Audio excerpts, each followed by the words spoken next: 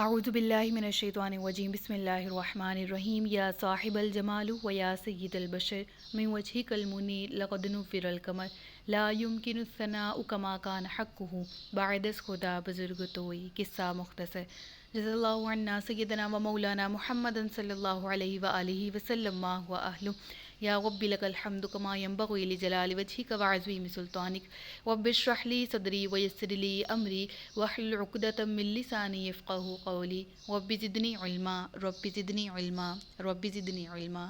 السلام علیکم ورحمۃ اللہ وبرکاتہ۔ میں حافظہ افرا جاوید اسلام آپ سب لوگوں سے مخاطب ہوں۔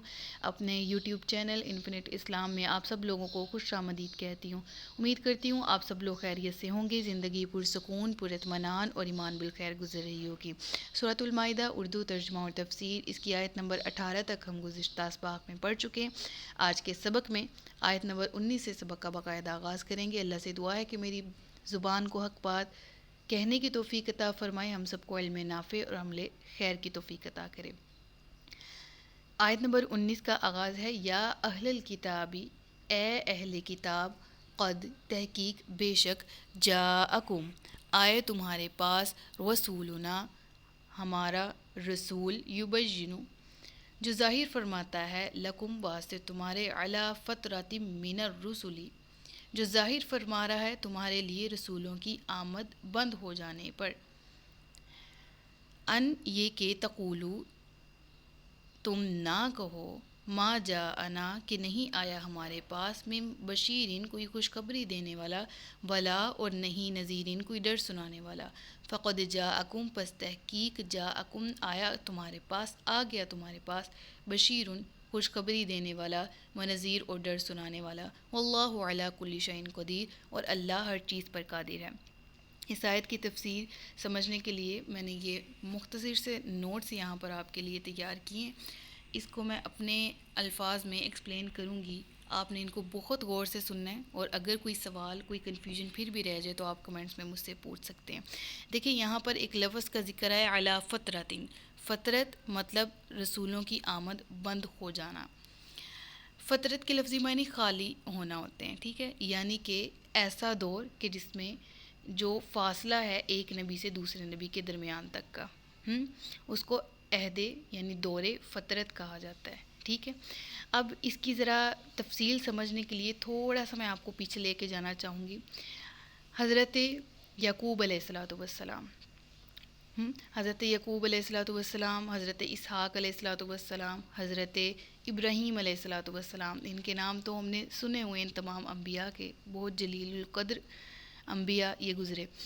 اب حضرت ابراہیم علیہ الصلوۃ والسلام کی اولاد کیا تھی؟ حضرت اسحاق اور حضرت اسماعیل، اور حضرت اسماعیل علیہ الصلوۃ والسلام ہیں، اور ایک ہیں حضرت اسحاق علیہ الصلوۃ والسلام۔ حضرت اسحاق کے بیٹے ہوئے یعقوب، ان کے بیٹے ہوئے حضرت یوسف علیہ الصلوۃ والسلام، اور یہاں سے حضرت یوسف علیہ الصلوۃ والسلام، اور پھر اسی نسل میں اسی خاندان میں بنی اسرائیل کا آغاز ہوا۔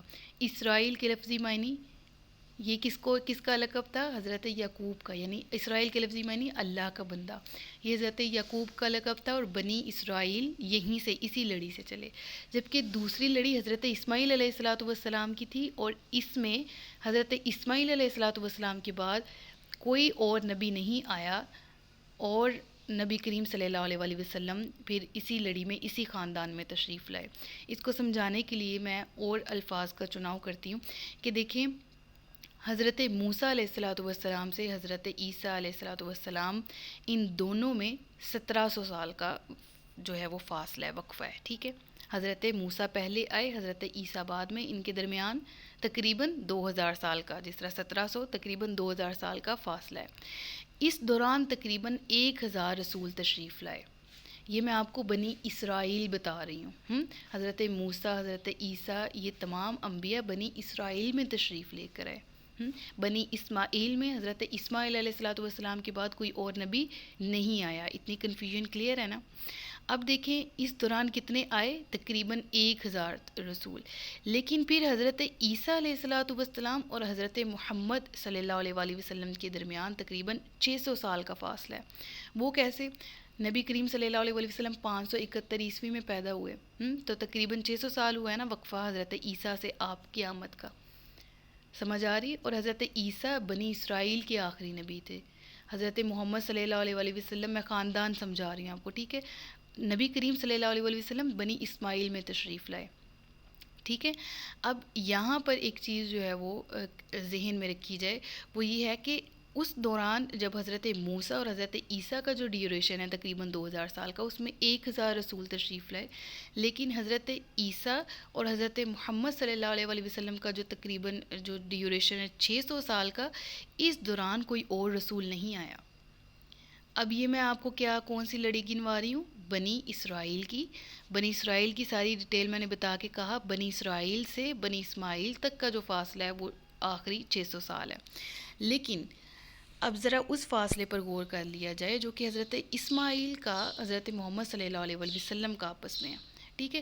حضرت اسماعیل علیہ السلام اور حضرت محمد علیہ نبی کریم صلی اللہ علیہ وسلم، ان کے درمیان تقریباً 4000 سال کا فاصلہ ہے۔ اب میں کس کی بات کر رہی ہوں؟ حضرت اسماعیل علیہ السلام سے لے کر نبی کریم صلی اللہ علیہ وسلم تک کا جو دور ہے اس میں کوئی نبی نہیں اترا بنی اسماعیل میں، جبکہ بنی اسرائیل میں پے در پہ نبی آ رہے تھے، نبیوں کا نزول ہو رہا تھا، کتابیں نازل ہو رہی تھی، سمجھ آ رہی ہے؟ اور بنی اسماعیل میں اس کے بعد نبی کریم صلی اللہ علیہ وسلم تک حضرت اسماعیل سے لے کر کوئی بھی نبی نہیں آیا۔ اب اس دور میں آج کی تفسیر پہ بھی اس پہ بات ہوگی، اور اب یہ ساری باتیں سمجھ لینے کے بعد ایک چیز جو آپ کے ذہن میں بیٹھ جانی چاہیے وہ یہ کہ قرآن کریم میں بارہا بنی اسرائیل کو کہا گیا میں نے تم پر احسان کیا، تمہیں فضیلت دی جہاں والوں پر۔ وہ فضیلت کی وجہ کیا تھی؟ کہ وہ پے در پہ انبیاء کا ان کی نسل میں، ان کے خاندان میں آنا، وہ اولاد انبیاء تھے، انہیں فضیلت حاصل تھی جو جہان میں کسی اور کو نہیں تھی، کہ تمام انبیاء کا تعلق جو ہے وہ انہی کے خاندان سے تھا تقریباً، ٹھیک ہے؟ جو میں نے آپ کو تعداد گنوائی ہے۔ اب ایسے میں حضرت اسماعیل علیہ السلام کے اور نبی کریم صلی اللہ علیہ وسلم کے درمیان جو گیپ تھا، جو دور فترت تھا، وہ تقریباً 4000 سال تھا۔ اب وہ لوگ جو کہ جن میں کتابیں نازل ہو رہی ہیں، وہ انہی کتابوں میں بگاڑ پیدا کر کے انہی شریعتوں کو اپنے مطابق ڈال کے یہودی ہو گئے، نصرانی ہو گئے، ٹھیک ہے؟ لیکن جو اہل عرب تھے ان کے ساتھ کیا ہوا؟ ان میں تو ان کے خاندان میں تو حضرت اسماعیل علیہ السلام یعنی وہ دین ابراہیمی پر تھے، اہل عرب وہ لوگ جو بنی اسماعیل سے تعلق رکھتے تھے، ٹھیک ہے؟ بنی اسرائیل میں تو اور نبی نازل ہو رہے تھے نا، حضرت موسیٰ کے بعد پھر حضرت داؤد علیہ السلام کا تشریف لانا، اور پھر حضرت داؤد علیہ السلام کے بعد کتاب جو ہے، جو نبی بھی ٹھہرے، رسول بھی ٹھہرے، ٹھیک ہے؟ پھر ان کا جو ہے وہ کتاب نازل کرنا، حضرت عیسیٰ علیہ السلام پر انجیل نازل ہوئی۔ تو یہ تو سلسلہ چل رہا تھا، جبکہ ساتھ ہی ساتھ میں جو بنی اسماعیل ہیں اس میں یہ سلسلہ نبوت بالکل ختم تھا، بالکل بند تھا، جو کہ حضرت اسماعیل علیہ السلام کے بعد نہیں کوئی نبی آیا۔ اب جہالت کا اندازہ لگائیں اہل عرب کی کہ وہ کیا عالم ہوگا کہ ان کا کتنا بڑا گیپ آ گیا۔ دیکھیں بنی اسرائیل میں اتنا بڑا گیپ نہیں تھا، دور فترت ان کا کیا ہے؟ صرف 600 سال، جبکہ بنی اسماعیل میں دور فترت کتنا ہے؟ 4000 سال۔ تو نبی کریم صلی اللہ علیہ وسلم ایسے دور میں تشریف لائے جب جہالت عروج پر تھی، جب اہل عرب جو ہیں وہ انسانیت کو کھو چکے تھے۔ جب دیکھے نا کہ جانور بھی ہے، جانوروں میں بھی ماں جو ہے وہ اپنے بچوں کو خود نہیں کھاتی، جبکہ اہل عرب جو ہے وہ خود اپنی بیٹیوں کو زندہ دفن کر دیتے تھے۔ ایک سے بڑھ کے ایک جہالت تھی۔ کوئی شخص اگر مرتا تو جو اس کی بیوہ ہے اس کے ناک پہ نشان لگا دیا جاتا کہ یہ بیوہ ہے، کوئی اس سے شادی نہ کرے، اور جو شخص مر جاتا تو اس کی راکھ کے ساتھ ہی اس کی بیوہ کو جلا دیا جاتا۔ یہ تو جہالت تھی۔ اور بیٹیوں کو زندہ دفن کر دینا، تو اسلام میں عورت کو عزت کس نے دی؟ اور اسلام کا نور جو چمکا نبی کریم صلی اللہ علیہ وسلم لے کر آیا، جو ایک آفتاب کی طرح پورے عالم پہ آپ چھا گئے، اور آپ نے کس طرح تمام عالم کو منور کیا، اس کا ذکر اس آیت میں ملتا ہے۔ تو پھر جب اس اندھیرے میں چراغ چمکا، اس اندھیرے میں اجالا ہوا، تو رب العالمین نے اس کا ذکر اس آیت میں فرمایا۔ اور اس آیت میں کس چیز کا ذکر ملتا ہے؟ آیت کے بالکل ابتدا میں کیا فرمایا گیا؟ یا لل کتابی یا اہل الکتابی، اہل کتاب، تو کیا نبی کریم صلی اللہ علیہ وآلہ وسلم رسول بنا کے تمام جہانوں کے لیے نہ بھیجے گئے؟ بالکل بھیجے گئے، وما ارسلناک الا رحمۃ للعالمین، مگر اہل کتاب سے خاص خطاب فرما کے رب العالمین نے کیوں فرمایا، اس کی ڈیٹیل میں نے آپ کو اس آیت کی تفسیر میں بتا دی ہے کہ کتنا بڑا احسان تھا کہ جب اس قدر دور فترت گزرے بنی اسرائیل کے اندر، بنی اسماعیل میں، تو یہ تمام کے تمام میں جب وہ نبی کریم صلی اللہ علیہ وآلہ وسلم کی آمد ہوئی تو جو عالم میں اندھیرا ہی اندھیرا تھا وہ تمام نبی کریم صلی اللہ علیہ وآلہ وسلم کے نور سے منور ہو گیا۔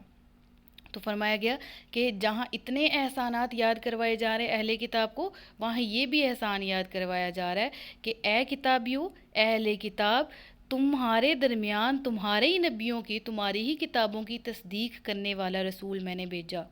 یہ وہی نبی ہے کہ جس کے بارے میں تم کہتے تھے، تم نے اپنی کتابوں میں تورات اور انجیل وغیرہ میں پڑھ رکھا تھا کہ یہ رسول تشریف لائیں گے اور ان کی آمد کا تمہیں بے چینی سے انتظار تھا، لہٰذا وہ نبی تمہارے درمیان تشریف لے آئے ہیں۔ سمجھ آ گئی؟ رسولوں کی آمد بند ہو جانے کے بعد، یعنی حضرت عیسیٰ علیہ السلام کے بعد بنی اسرائیل میں سے 600 سال بعد آپ آئے تقریباً، اور بنی اسماعیل میں تقریباً 4000 سال کا فاصلہ، اور نبی کریم صلی اللہ علیہ وآلہ وسلم پھر آئے۔ فرمایا گیا ان کا نازل ہونا اس لیے تھا کہ نبی کریم صلی اللہ علیہ وآلہ وسلم تمہیں راہ ہدایت کی تلقین کریں، اور تاکہ تم روز قیامت یہ عذر نہ پیش کر سکو ہماری تک تو ہدایت پہنچی نہیں، ہمیں تو کوئی راہ ہدایت دکھانے والا نہ تھا۔ دیکھو میں نے بھیجا اپنے محبوب کو رحمت بنا کر، اور انہوں نے پھر خوشخبری بھی دی، ڈر بھی سنایا۔ جو اہل نیکی کرنے والے لوگ ہوں گے، جو اہل علم ہوں گے، تقوی والے ہوں گے، جو ایمان والے ہوں گے، ان کو نبی کریم صلی اللہ علیہ وآلہ وسلم نے جنت کی خوشخبری دی، اور وہ لوگ جو کہ ایمان والے نہیں ہیں اور نبی کریم صلی اللہ علیہ وآلہ وسلم اور اللہ کے نافرمان ہیں، ان کے بارے میں فرمایا گیا کہ نبی کریم صلی اللہ علیہ وآلہ وسلم کے جو بھی نافرمان لوگ ہیں اور جو اللہ کے احکامات سے روگردانی کرتے ہیں، ان کے لیے آخرت میں جہنم کا سخت عذاب تیار کر رکھا ہے۔ دنیا میں بھی ان کے لیے رسوائی ہے اور آخرت میں بھی ان کے لیے رسوائی ہے۔ واللہ علی کل شیء قدیر، اور اللہ ہر چیز پر قادر ہے۔ صدق اللہ العلی العظیم و صدق رسولہ النبی الکریم ونحن علی ذلک من الشاہدین والشاکرین وما علینا الا البلاغ المبین۔ سچ فرمایا اللہ نے جو عظمت والا ہے۔ ربنا تقبل منا انک انت السمیع العلیم۔ اپنا خیال رکھیے گا، مجھے دعاؤں میں یاد رکھیے گا۔ اللہ تعالیٰ سے دعا ہے کہ ہمارے علم میں اضافہ فرمائے، میرے پڑھانے میں کوئی بھی غلطی یا کوتاہی ہوگی تو ہم سب کو معاف فرمائے۔ تاجدار ختم نبوت زندہ باد، پاکستان ہمیشہ زندہ باد۔ السلام علیکم ورحمۃ اللہ وبرکاتہ۔